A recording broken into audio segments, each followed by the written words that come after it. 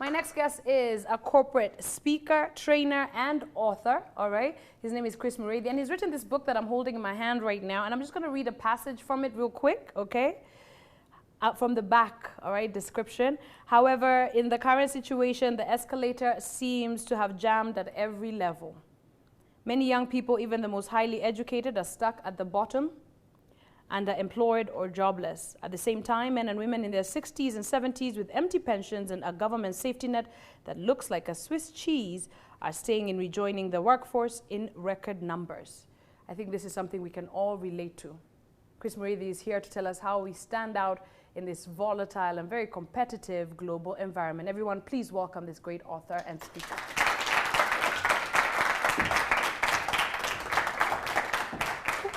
Hello. Nice to meet you. Nice to Great meet you handshake. You're welcome. Fantastic. Have a seat. Welcome to the show. Thank you. Okay. Chris, you have written 3 books, which are sitting right here. Okay. Before we get into the books, what makes you special, Chris Murray? What makes me special? Yeah. What makes me special is the fact that I have deliberately decided to live my fullest potential and help others do it along the way. I call myself an investor in happy endings. Yeah, so I help people grow to the next level. We say that we want to get to the next level. Everyone has their next level. How do we get there? Those are the questions I answer. Okay. Yeah, so besides writing, I speak as well. Okay. I get paid to do it. Yes. Yes. That's why you're here today, so you can Yes. speak directly to us and our viewers at home and our audience. My pleasure. Excellent. Now, starting from the very beginning, tell us who Chris Murray is. Where did you grow up, your childhood? What formed the man that we're sitting here with today? Like many other children in Kenya, Yeah. I grew up in the normal setting. Yeah. I grew up in the east of Nairobi, somewhere in the east of Nairobi. Okay. And I didn't know where my life would end up. I think life has twists. I saw myself as a lawyer while I was a child because I could argue and win arguments, and I could trick my mother. Yeah. So I thought I could make a good lawyer. Lawyer. But as I grew older and I have been exposed to many things, I finally discovered I have a gift in me, the ability to speak. And I knew this when I was still a child. First, my mother called me a parrot. Yeah. I was always talking. Chatterbox. Yes. The only thing that shut me up was food, sleep, and my father's lap, temporarily. Yeah. And when I was in school, always appearing on Noisemakers list with a, times 10 at the end. I know some of you can relate. Me. I used to appear. In fact, even when I was out of class, Yeah. I still appeared, nonetheless. And then I went to college, pursued commerce. I did very well. I graduated top of the university, and I went into the workspace. Okay. I got hired in Safaricom to do corporate sales, which I enjoyed. Yeah. But while at it, I discovered I had other gifts, the ability to talk. Okay. I can talk the whole day. That's why you're here. I'm so excited because I don't have to talk much. I love guests who can talk. Yes. Yeah. You're in the right place. Now, looking at, of course, the fact that you had this plush job, you're in the corporate world, working for the #1 company in the country, really at your peak, exciting, isn't it? Very exciting. At what point did you realize, okay, this is not really perhaps what my purpose is, and I need to leave, and that transition? Talk to us about that. As a child, I always told my mother that I would be the CEO of Safaricom. Really? Yes. Okay. It was a childhood dream. I told her after Michael Joseph. Yes. I did not know he would retire that soon, so I still hoped that I'll be the CEO. And dreams come true. I got my job there. And I was excited. The euphoria of being hired in the most profitable company south of Sahara and north of Limpopo. Yes. It was exciting. Dream come true. And I started working in the corporate sales. I was happy for a while.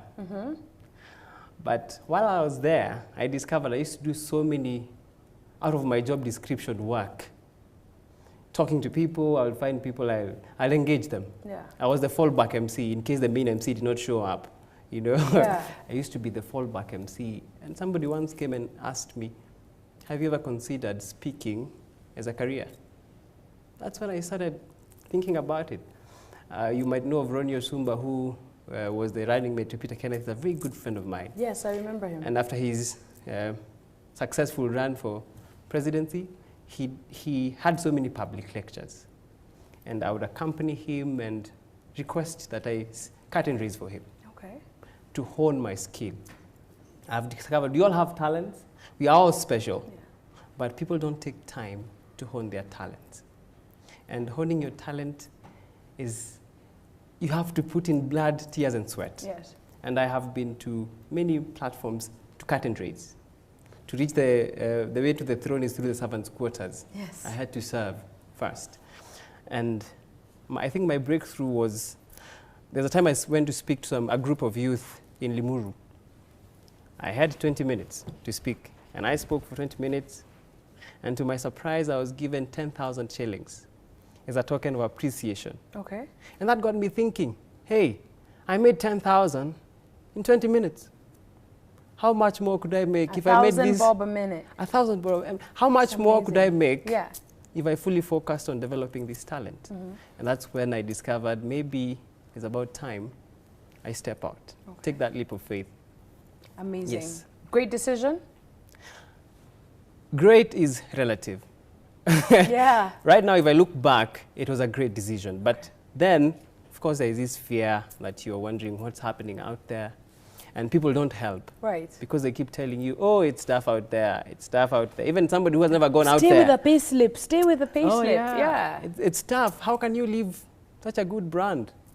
Even the people within my work environment, they ask me, are you crazy? And I said, yes, I am. Because it's the crazy people who change the world anyway. True.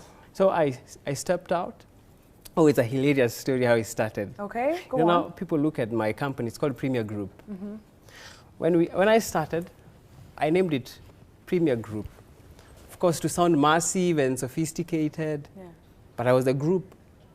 And I started by opening departmental email addresses. Yeah. Ranging from finance to HR to sales. And finally, the CEO's office. Mm-hmm. Your office? Yes, now my office. Yeah. I was all those guys combined. Whenever I sent a proposal to a potential client, I'd use the sales account. And after introducing the product, I'd say, copied here in is the CEO in case you'd like to discuss further details. A one-man army. One-man band. And never despise humble beginnings. I had to do what I had to do. I know I have dropped profiles in. Getting into this show by itself is testament that something is happening. Tell them the truth. Oh yeah, I've looked for you for many years. I can't believe this. Yeah. You know, and some of the guests who have sat here have told me the same thing. And what I always try to say is, please keep sending emails. We'd be happy to interview. But I believe in timing. Yeah. I believe in God's perfect timing. I believe that everything happens for a reason. Do you believe in the same thing? I believe in that, and there's this phrase called "in the fullness of time." Yeah. I believe in it, and I look at. I've been looking for you. Then I decided, you know what? They look for people who are making news. Yeah. So go out there and make news, and have been making news. That's why I'm here today. And we looked for you. Now you look for me. Here. You didn't look for us to be here today. Tables turned. Tables are turned. We looked for you and we found you. Your dreams are valid. Your dreams are absolutely valid. Yes. Absolutely. So you wrote this book, What Makes You Think You Are Special? What makes you special? Special, yes. What makes you special? Why that? It's a very catchy. What makes you special? Yeah. I was in Dubai and I was walking down enjoying myself. Yeah. Then I saw this big billboard saying, 1 million people abroad can do your job. What makes you special? If you look at the setting in Dubai, over 80% of the workers there are expatriates. Okay. You'll go to Dubai, you think it's a small India, because Indians are everywhere, left, right, and center. They make 57% of the population there, yeah. Which means your job, you're not just competing with local folk. It's global. Yes. Today, the jobs you are competing globally. So what will set you apart from the next person? We are equally qualified. Back in the days when our parents were growing up, there were only two universities, Kenyatta University and the University of Nairobi. You got a job before you got out of campus. Mm-hmm. Today, walk 20 meters, turn right, there's a university. Everybody has a degree. So what will set you apart from that person who is right next to you? And I believe we all have something special. That's why even if you look at your fingerprint. We're all different. Right. There's something special in each and every one of us. What you ought to do is find that thing and hone it. Yeah. Find that talent and build on it. And it will take you places that you never even dreamt that you'll get to. I've just come from a TEDx show. Really? Yes. Did you present at TEDx? Yes, I am. I was a speaker there. Wow. That's amazing. That's one of my to-dos in this life. That's a huge deal. It was never in my to-dos because I thought, man, that will take some time. Yeah. But I think eventually your gift stands out. What was your topic? What did you talk about? I talked about the power of motivation. I love it. And I gave a very interesting story. Okay, tell us. Feel free, we're open. About, now, my father was a disciplinarian. Like many African folk. He used to beat us in advance. Can you imagine that? He's Before the mistake. He's traveling on a weekend, he calls us, he tells us to lie down, and we get a thorough beating, and we ask, what have we done? He says nothing. But I know while I'm going, you'll do things, so I'm just paying in advance. Yeah. You travel, come back, and the reporter-in-chief, aka my mother, was waiting. Yeah. Reports the atrocities we committed. We get another beating, postpaid, you know. Yeah. There was prepaid and postpaid. So there was this time, and that's where the story of the power of motivation came. I didn't have a PlayStation when growing up. Yeah. So our games were a bit unconventional. 3 sticks? Yeah, I would go stick our head through the window grills of a building under construction, shout into the empty rooms. I don't know if the viewers did that. Yes. If they did not, I can understand it's the size of the head, maybe did not allow. So I would go and put there, shout, hear the echo, we have a time of our lives. But one day I stuck my head in there and it refused to come out. I was stuck. So my kids in there, they tried all they could to get me out. They poured water on me. At least they understood the concept of lubrication. Yeah. Tried to pull me out quite literally. It could not come out. They did the next foolish thing. They fetched my father. Now with the background I gave you, now that was foolish. Yes. And he responded. Came, found his son was stuck. Imagine what he did. What did he do to you? Oh, he removed his leather belt. While you're stuck in there? As you can imagine, that was a perfect position. Yes, of course. I was thoroughly whooped until my head came out. Wow. And that's the day I discovered that when we have the right motivation, the things that look impossible, they can actually be done. Very powerful indeed, and we'll delve a little bit more into the book. But for now, we're going to take a quick commercial break. We'll be right back after this. Remember to log on to social media platforms. We want you to interact with Chris and our audience, and that's right here. So the book is called What Makes You Special? All right, and it's a guide to personal branding. I'm just gonna read a few of your chapters, if you don't mind. There's chapter 1, What Makes You Special, chapter 2, Understanding Personal Branding, and under this particular chapter, we have Throw Some Paint on Your Canvas. We have Find Your Winning Terrain, Identify Your Goliath, Get a Mentor, Develop Deliberate Emotional Intelligence, okay? Build a network of champions, invest in a good name. I love it. I'm reading this book. By all means. Because me, I'm special. Yes. Yeah, okay. Speaking, of course, about personal branding, we'll get into that. Power of motivation.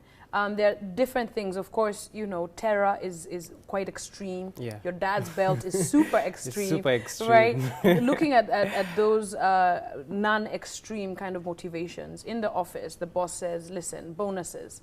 You find out that you could earn a little bit of money if you were to put some effort. Talk to us about motivation and how we can directly apply it to our lives in order to achieve success.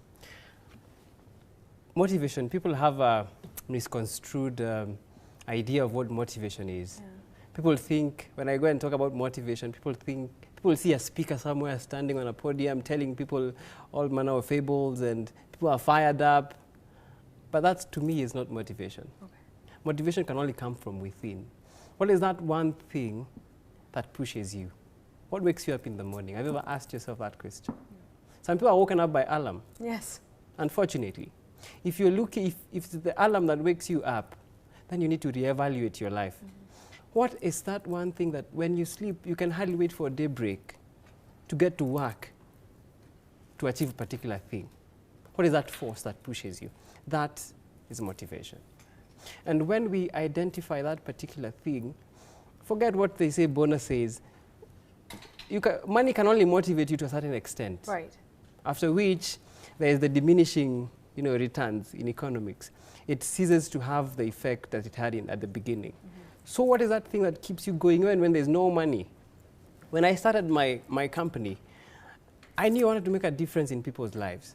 Money wasn't coming. Right. It took a while before I got my first client.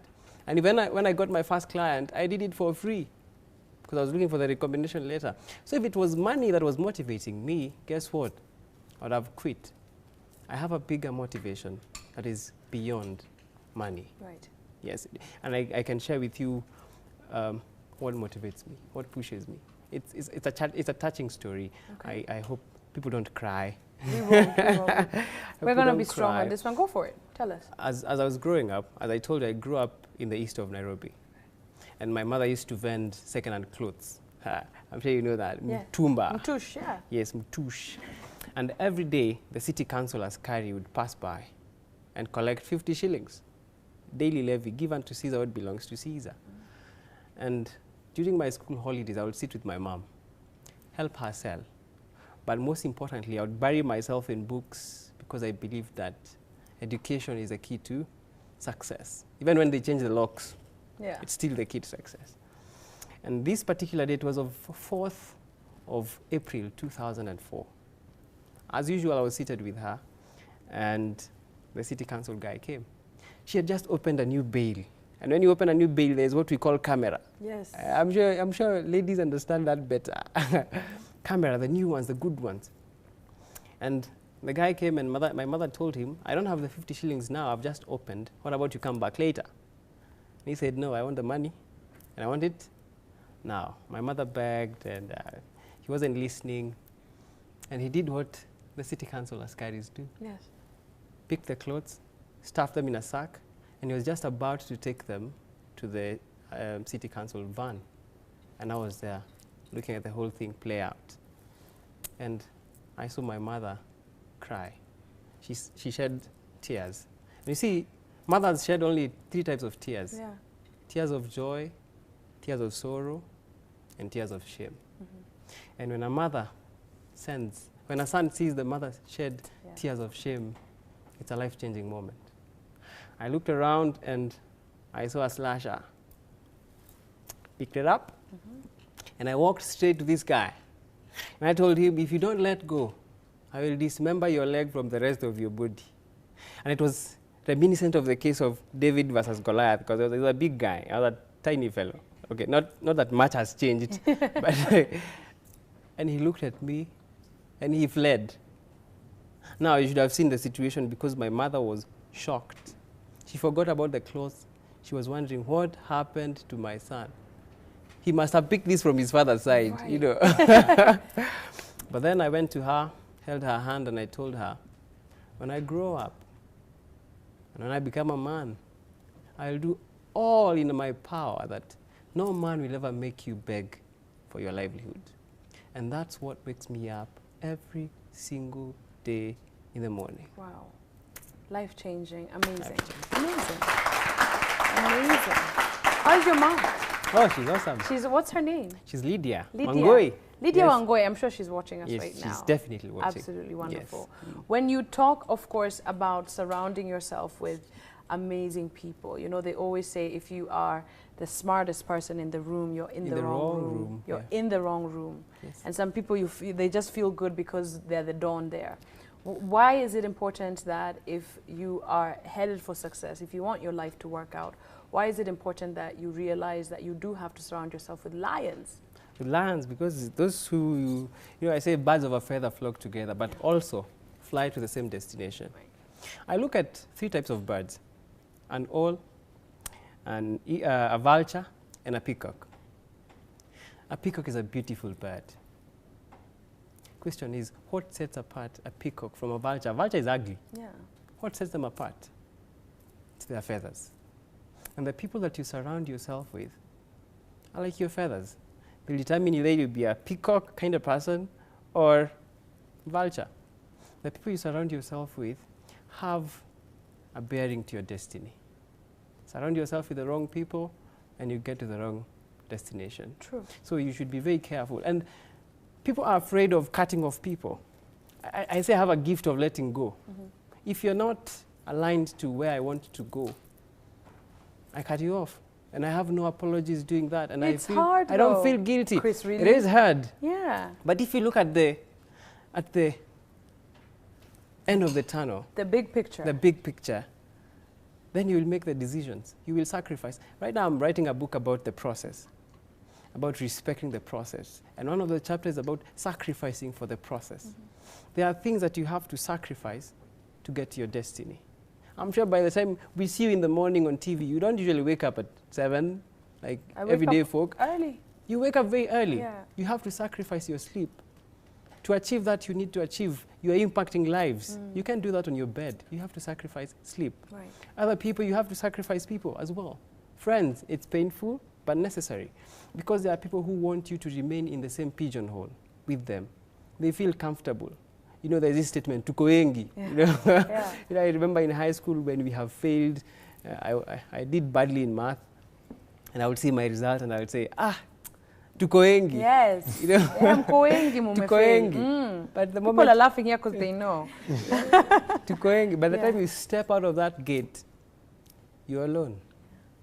Now think of yourself when you're in that gate, when you're alone, when nobody is there, and some of the people who make you, feel comfortable. You know, failure, when many people are failing are together, there's power in numbers. Yeah, exactly. Does not matter which numbers. When you failures, there's power, and you feel comfortable that these are my colleagues. Yeah.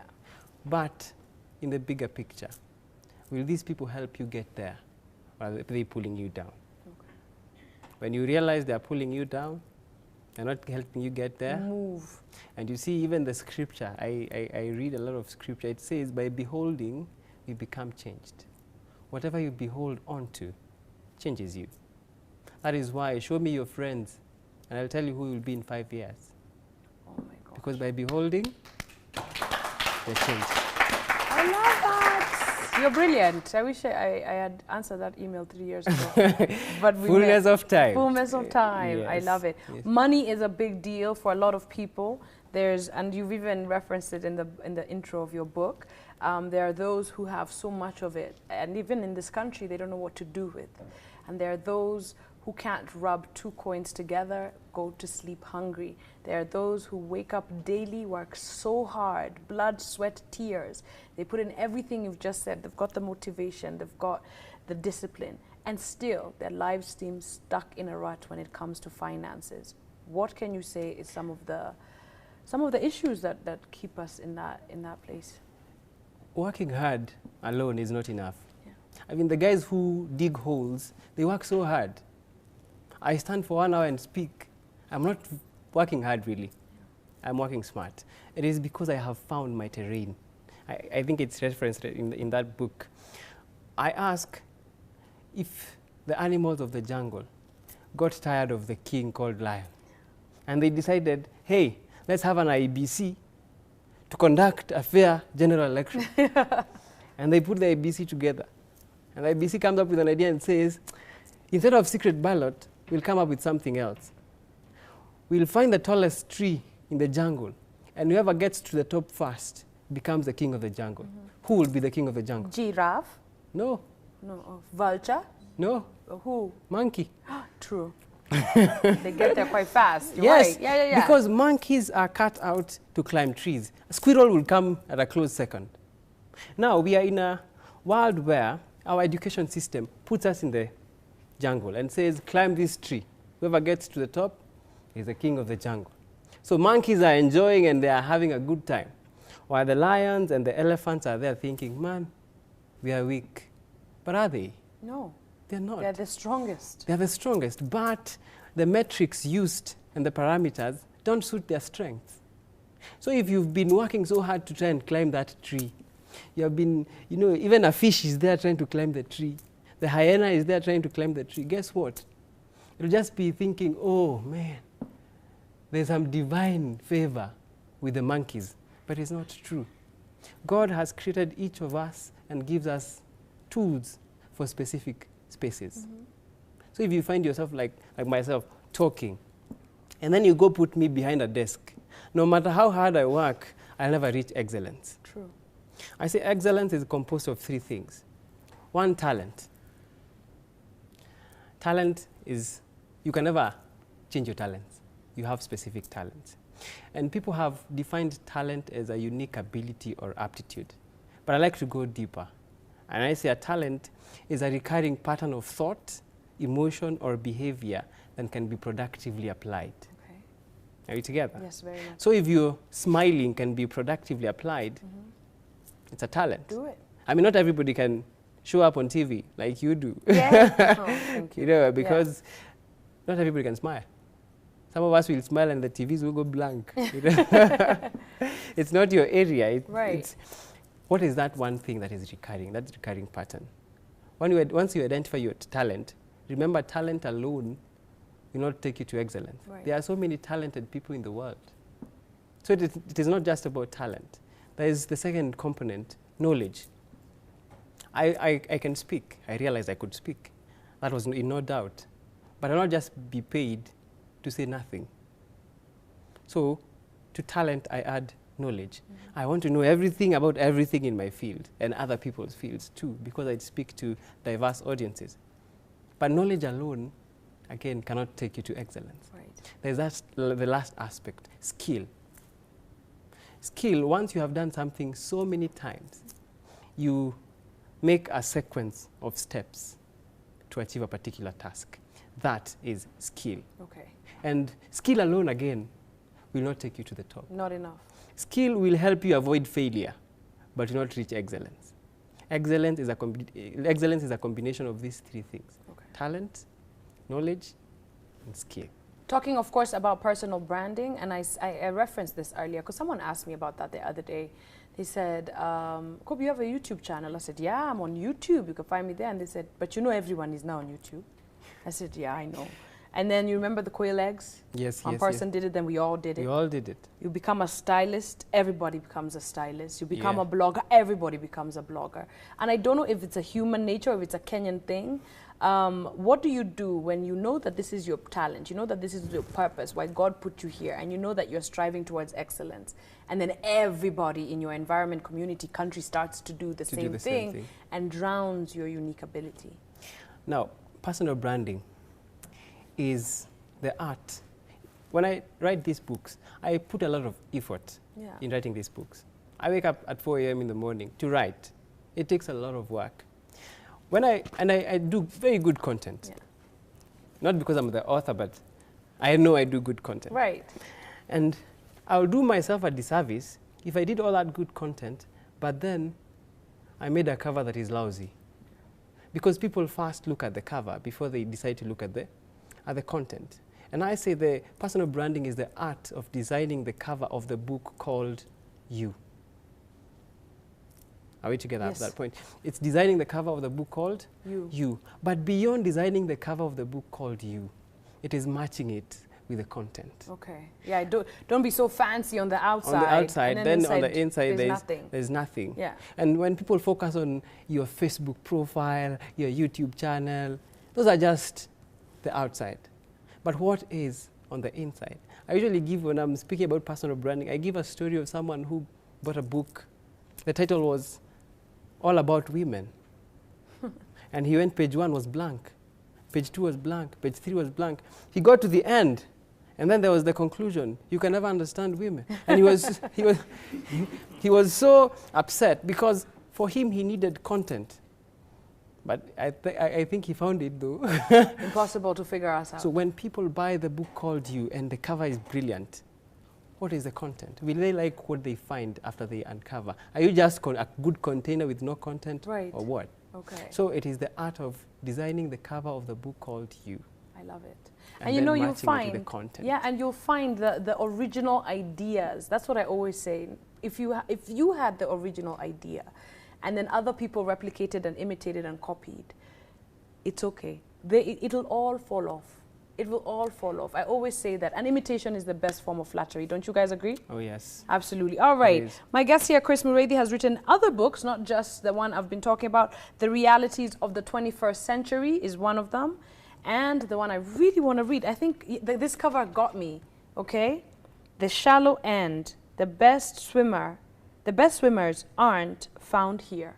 I love this. You're going to tell us about these two books in a second, and we'll get some questions from our audience. You're great, by the way. Very nice to listen to. Thank you. Very nice. All right, guys, we take a quick commercial break. We'll be right back. And remember, Nivea is looking for you to nominate a woman who's achieving the perfect balance in her life. Don't forget, log on to our social media platforms, give us her details, and we'll bring her to this show to celebrate and, of course, gift her as well. We are speaking to Chris Muredi, who is a motivational speaker.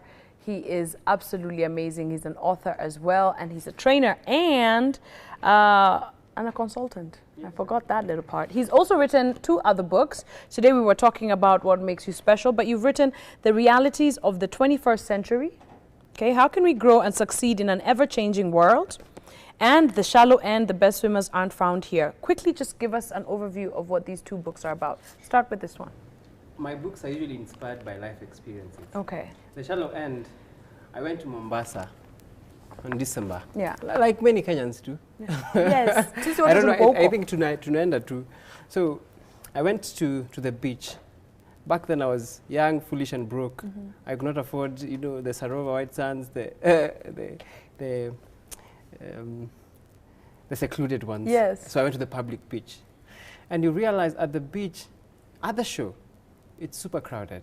Everybody's there. It's like CBD. It's like CBD. There are people who would not like to see water above their knees. As long as it's above their knees, they can't go any further. It is so crowded at the show. But as you venture deeper into the ocean, guess what? The numbers reduce drastically. And that's why the deep sea divers, they don't dive at the show. No. They dive in the deep end. Quite deep. And it's reminiscent of life.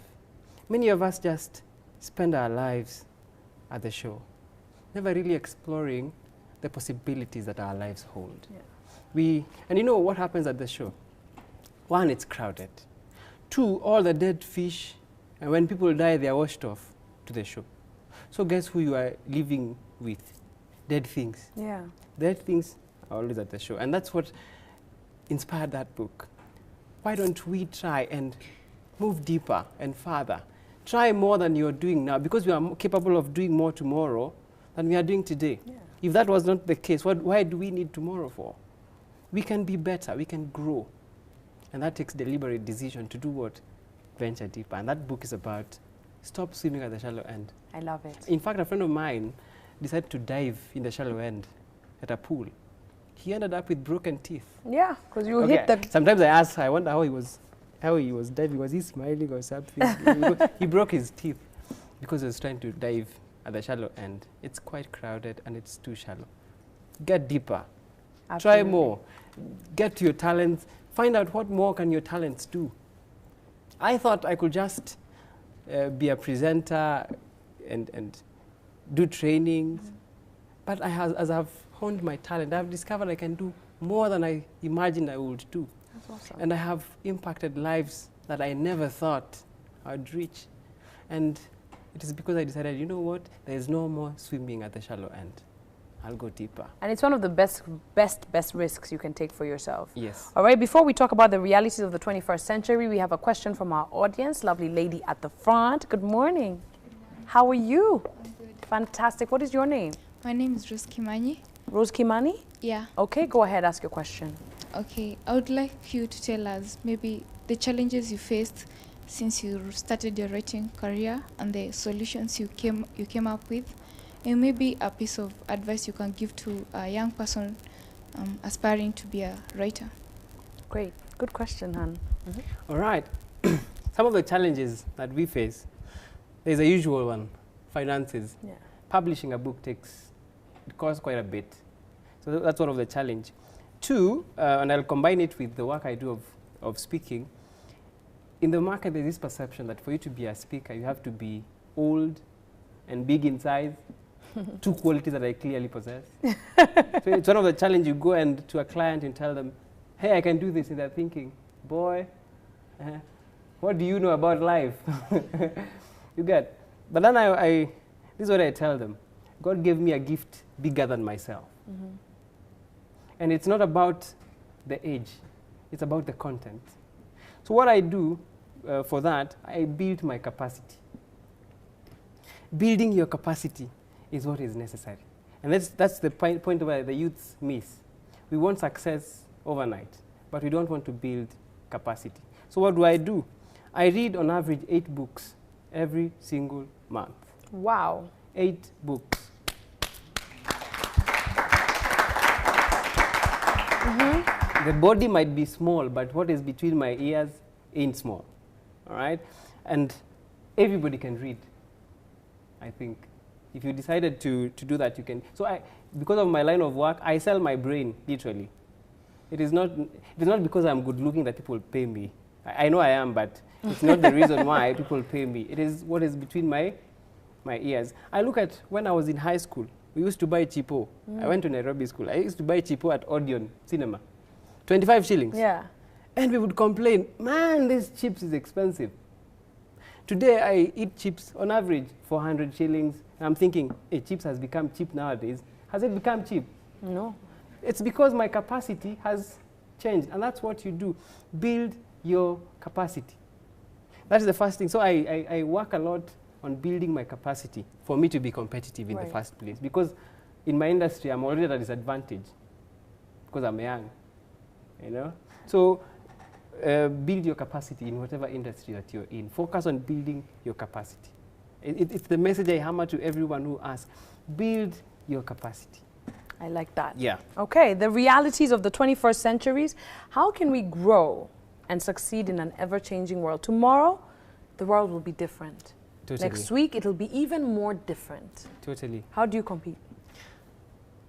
I look at about 10 years ago, we would see these big dishes in homesteads. Yeah. Like the ones you have in the TV stations, the big ones. Yes.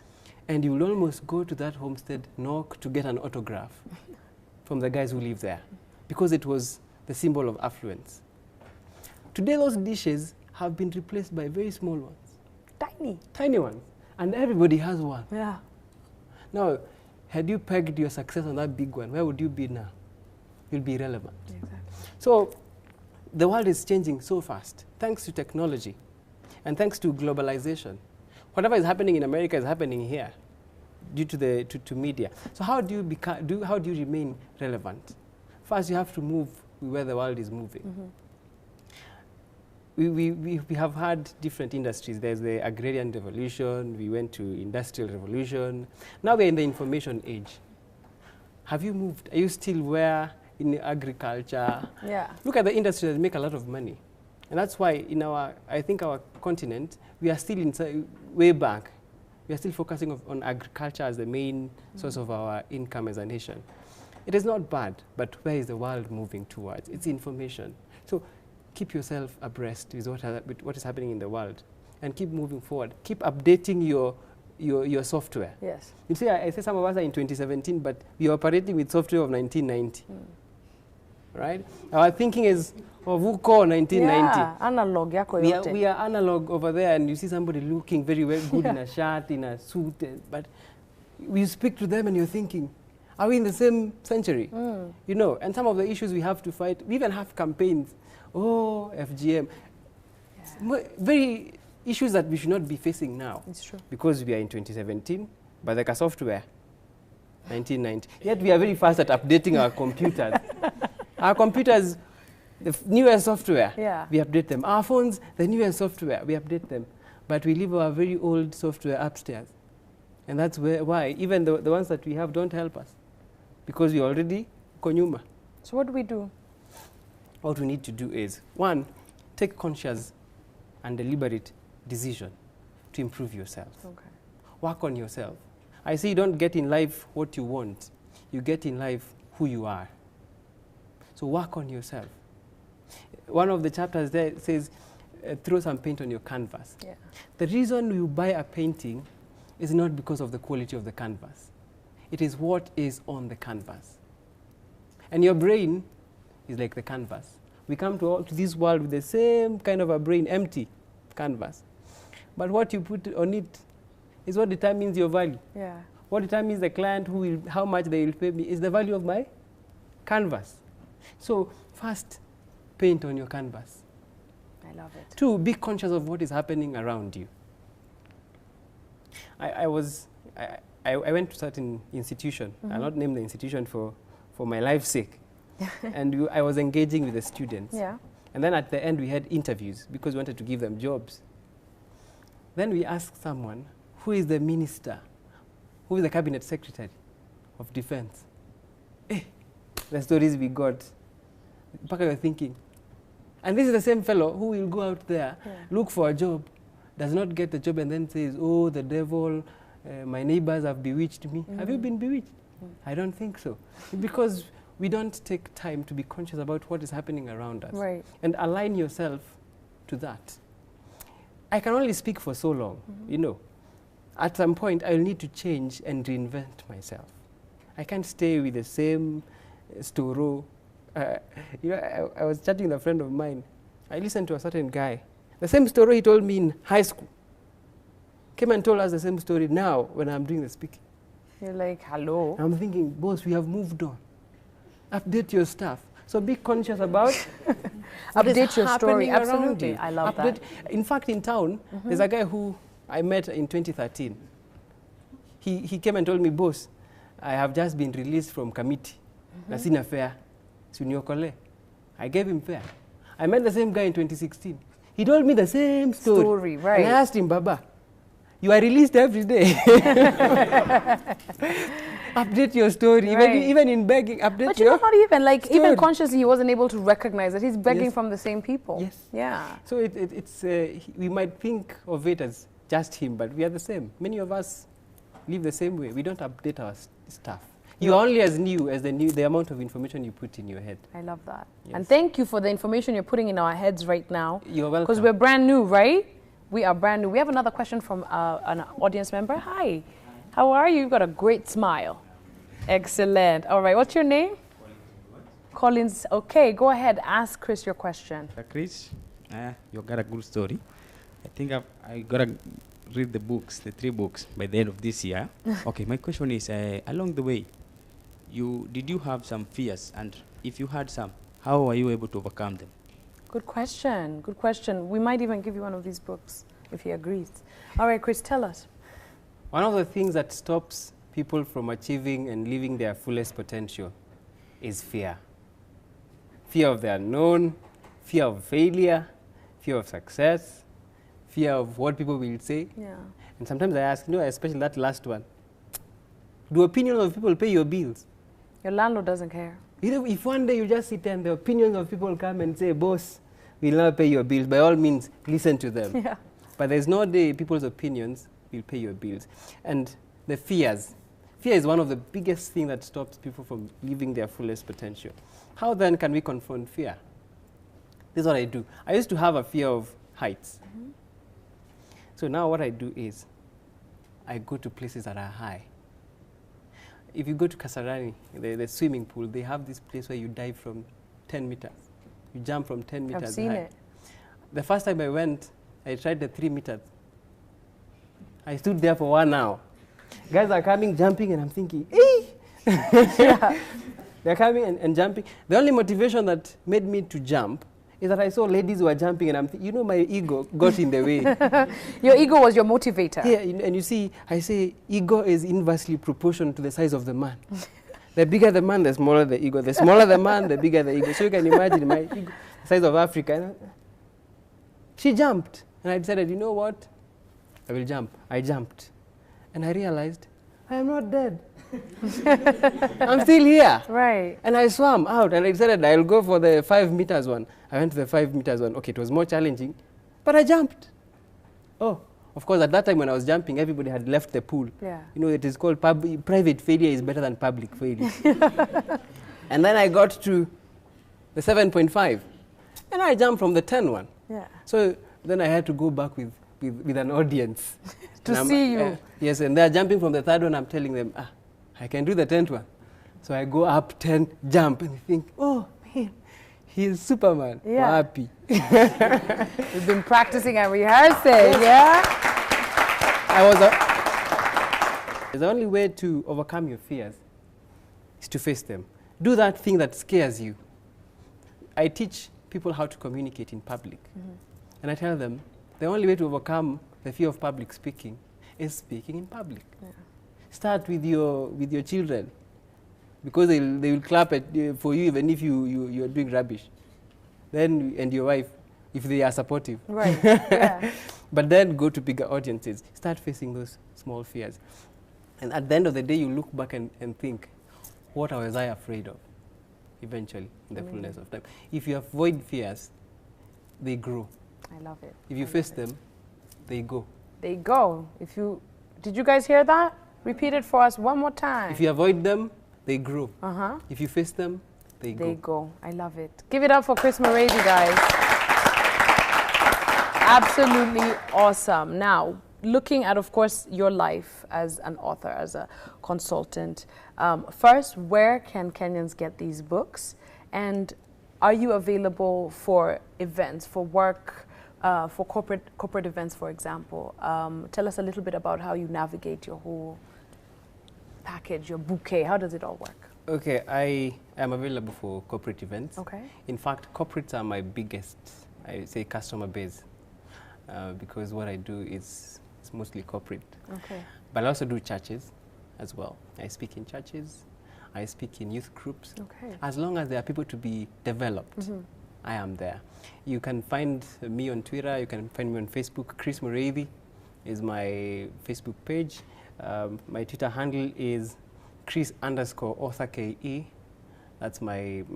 It's sitting on the screen, email. so you don't even need to repeat it. It's Yes. all going to sit on the screen. And we'll Yes. do one better for our viewers and our audience here. We are going to connect you to Chris Morady on our social media platforms, give you all the necessary contact information so you guys can holla at this great man, okay? And the books. Are you giving away some? Yes. You will? Yes, I'm feeling philanthropic today. Okay, come up here. Get a book. The guy in the yellow shirt, come. Come up here. Collins is his name. Yeah. You know what I always say? Well done. I always say, if you want something, ask for it. And he did. Yeah? Which one do you want? Hello. This is the one I wanted. You can have it. You can have it. And I'm sure you're going to sign it for him. Yes, I'll sign it. You're going to sign for him, okay? You're going to read that and pass it on to a friend. I know you came here with a friend. Fantastic. Thank you. Thank you so, so much. All right? Chris Morady, thank you. We're definitely going to have you back on the show. We want you to keep helping many, many Kenyans who definitely need it with your wisdom, wise words. And thank God that you decided to make that move, because trust me, it was the right move. Thank you. Thank you so, so much, sir. You're welcome. Absolutely. All right. Every single morning, regardless of what we do here on the show, we endeavor to make you smile. We do that through the funny clip, and that is how we say goodbye today. Tomorrow.